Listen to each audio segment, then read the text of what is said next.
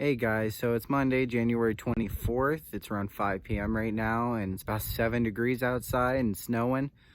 Hopefully you liked the last video I posted. It was a little informative. On today's video, I'm going to just give you a little bit of a tour of the farm and where we have everything to take care of our animals. And I'm also going to be explaining a little bit about the feed we give them and why it's good for them and helps them to get through this cold weather.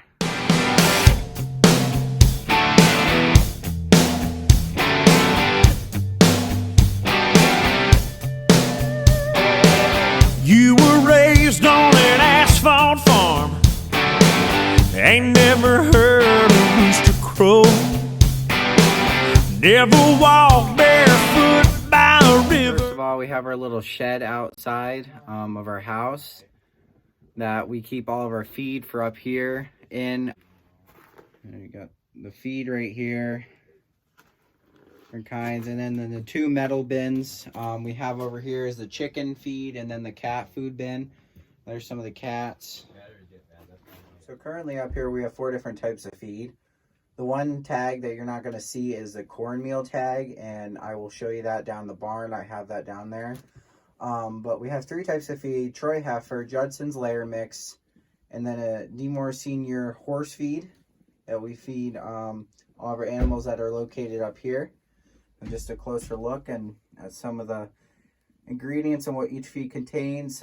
Basically your crude fat, your protein, and your fiber for the chicken feed, which is really good for when it's cold. Obviously protein will help with the production of the eggs and growth, and your fat and fiber are good for keeping your chickens warm, and more fat would just create more body heat for them. This is Troy Heifer for our cows that are up here. Same thing. Fat, protein, and fiber. Protein is really crucial for dairy cows, especially with growth. And when you show dairy cows, that's one of the aspects and things that judges look for when you're in the ring. And then we have Demore Senior horse feed, which has a whole different bunch of and kinds of ingredients. Basically, with the senior feed, for your senior horses or any type of horses that have a little issues with coping through the winter, and this just helps them keep the weight on so they don't go downhill. But those are the 4 different types of feed, and the other feed that I didn't mention was cornmeal. So with feeding our horses, we feed about 4 scoops. There's 3 horses out in the pasture. They just get a little bit extra. We have the cats that get about a scoop of cat food morning and night. Chickens, they get fed morning and night. They get a scoop of their layer mix, as mentioned. And for cows, we also have something called beet pulp, which basically helps cows to keep weight on them and helps fill them out a little bit better. Kind of show you how I mix that up. We have our beet pulp in the dish. Just kind of scoop. Probably put about 2 scoops of the Troy Heifer.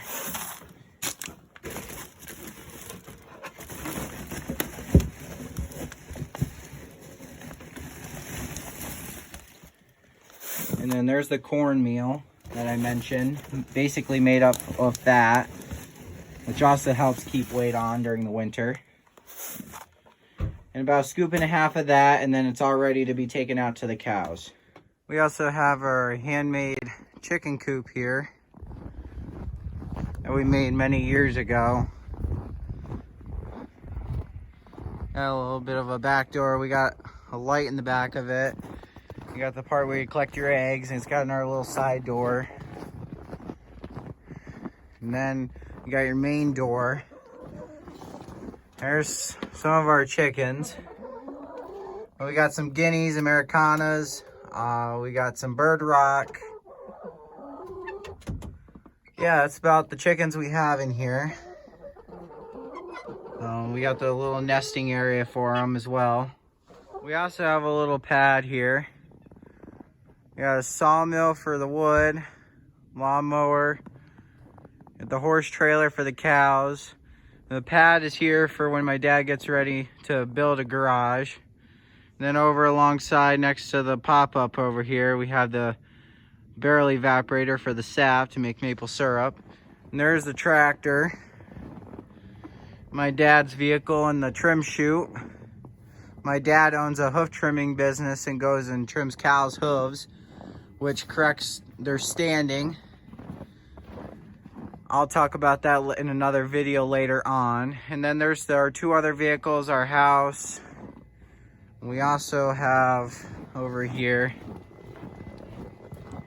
got our round pen for the summer. That's where we put some of our cows that are freshening with calves, and we also ride around in there with the horses. Down here at the other side of the pad, my dad has his second backup trim chute. A nice little roadway that takes us to the cow pasture. We're up here at the cow pasture.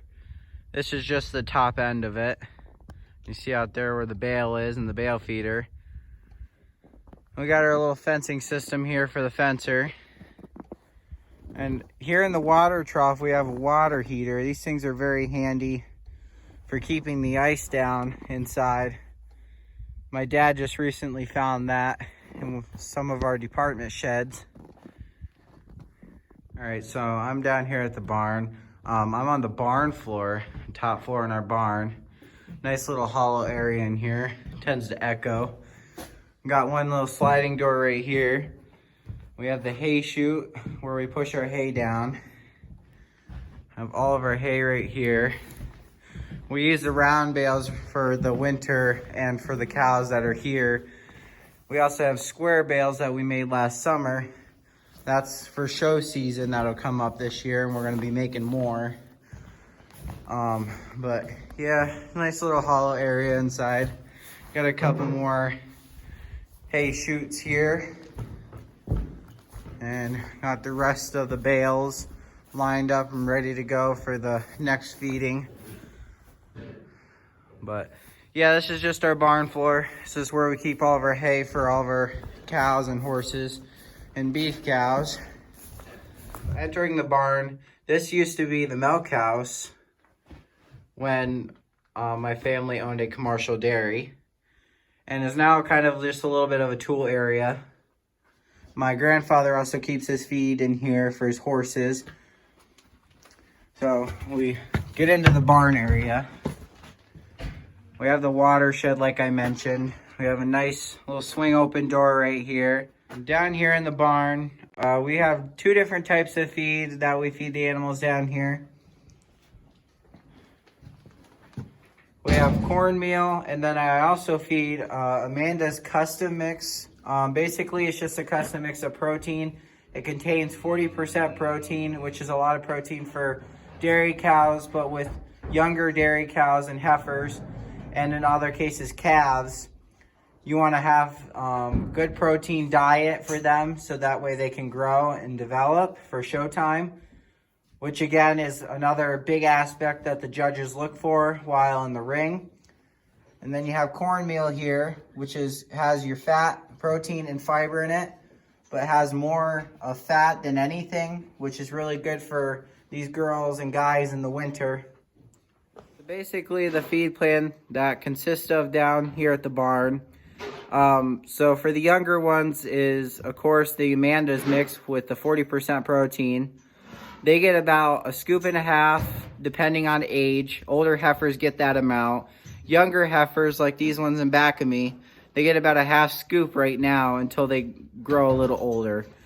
One thing to watch out for with feeding this is sometimes when you feed too much, their stool gets a little runny. And then that's when I know I have to back off a little bit. And then you just back off and then you work your way back up again to the amount. And once they get older, they kind of vary in amount. They're young summer yearlings right now. So probably by this summer, they'll be up to a scoop. And then when they're older bred heifers, or heifers getting ready to be bred, they'll get about a scoop and a half of that just to boost the growth up a little bit. And also for the cornmeal, I kind of just sprinkle that on top of their feed. Their Amanda's mix, just to give them a little bit of a fat content to keep weight on. But for our beef cow, Blake in here, and the bulls, Curly, Diesel, and Bo, they get mainly cornmeal, which is your fat content. It contains a little bit of protein and fiber in that too. That being said, I'll get all that mixed up so that way you can kind of see in a little bit of a fast motion of the amounts and what it looks like after I put it all into their dishes. Something gonna be going down. Just a close-up view of the feed that's going to be handed out to these girls. So you might be wondering why you're not seeing cornmeal, the white powdered. That's just because I have 2 bred heifers down here, and with them being bred, they are not allowed to have as much fat and protein. So that way they're not getting the Amanda's mix and the cornmeal. The younger ones are getting the Amanda's mix, and the Troy heifer, I have to feed the 2 bred heifers, and I'm feeding the bulls currently until they're confirmed being bred, and then they can move back to the cornmeal and the Amanda's mix. This is just a close-up visual of what Troy heifer looks like, which is what I'm currently feeding the 2 bred heifers and the bulls. So basically, there's a little bit of protein in here and some fat and some fiber, but mainly made up of corn content and soybean. And here's the Amanda's mix up close. Basically, with the Amanda's mix, it's a little bit more of a powdery pellet content made up with a lot of soybean and some protein pellets. Good for the younger ones, so that way they can get a little extra boost in growing. But until I get confirmed tests back for the older ones, they're going to be sticking with Troy heifer until that's confirmed, and they can move back to the protein content. And with the heifers being bred, it kind of helps with the calving. It makes the calves grow a little bit faster in their stomachs, and so that might give them a little chance to calve early with big healthy calves. So that's why I like to have the protein feed. And just like I discussed the plan before, you never always want to just be careful of how much of that Amanda's mix you're feeding on the protein feed, just because of their stool. And sometimes cows can get a little bit of a stool disease infection if you feed them too much and you're not paying attention. That's just why I have the plan that I do, and I start with a half scoop and work my way all the way up to a scoop and a half for them, just depending on the age. So we have all the feed ready. I'm gonna be ready to hand out to them. First, I'll show you guys sort of the rest of the end of the barn here. These are handmade calf stalls for just newborn calves. They're a little bit neat. Took about 2 hours to make, but yep, just open and close. And then we come across our sawdust pit here. This is where we store all of our sawdust and our sawdust wheelbarrow to spread the bedding across the cows when they're all cleaned up. And then we just are kind of stalled a little bit here towards the end of the barn, and then we got a little space of the calf stalling, and then you got the younger ones down there. We have that.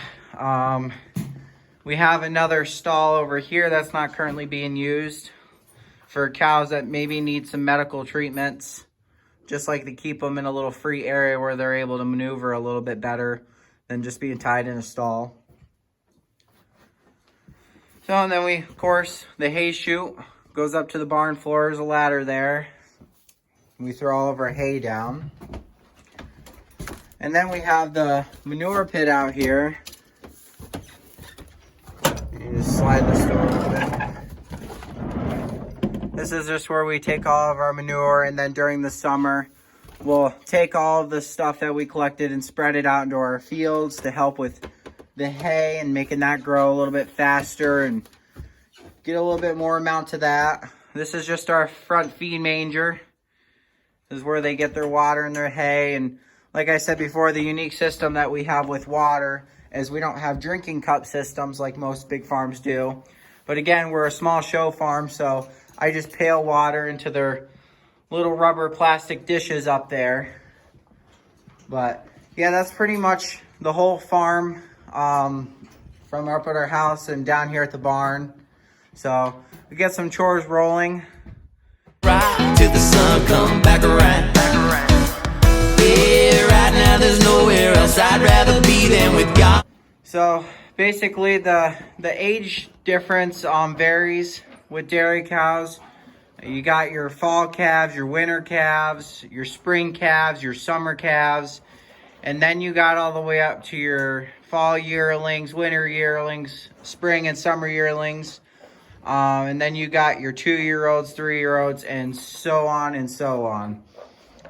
I've shown my dairy herd all the way up to about 5-year-olds. But yeah, that's just a little background on dairy herd. Holsteins, they're your black and whites. Guernseys are your brown and whites. We go down here. Jerseys, of course, are your brown cows. And you also have other breeds. You have brown Swiss, which are also brown cows, but they are more of a darker brown cow. So think of like a blackish grayish and a dirty brown color. You have a milking shorthorn, which are also equivalent color to Ayrshires. You have red and white Holsteins and your regular Holsteins. And you also have linebacks, which are pretty much like cookies and cream color. Not really like a Holstein color, but more in depth to looking like smashed up cookies and cream. But those are the breeds and some age types that vary. And now I'm going to move on to getting them some water because it kind of looks like they're finishing up. Don't wanna miss. It feels like a party. It feels like a damn good time to me. A bunch of country girls and back row boys all here to drink and sing. So go on, pour me something cold, cause we ain't about to leave. Is if you can leave a comment below of what you guys would like to see in these future videos. I'm going to keep plugging away on all these videos and come up with more ideas. This will just help me come up with some more ideas, and I like to show you guys something you guys want to see. That's my main goal about this YouTube channel, is to try to get some news out there about what farm life is like, and also you guys see some of these larger farm videos. For example, PA Young Dairyman you can find here on YouTube. Really good YouTuber. Great content and very informative on all of the aspects of dairy farming. But yeah, if you guys just want to let me know what you guys would like to see, I will be happy to arrange that and make it happen. But for now, that's about it. And I like to thank you. And please continue to like and subscribe. It helps me out with continuing to make this content. So I'll see you in the next video. Yeah, what's your country song?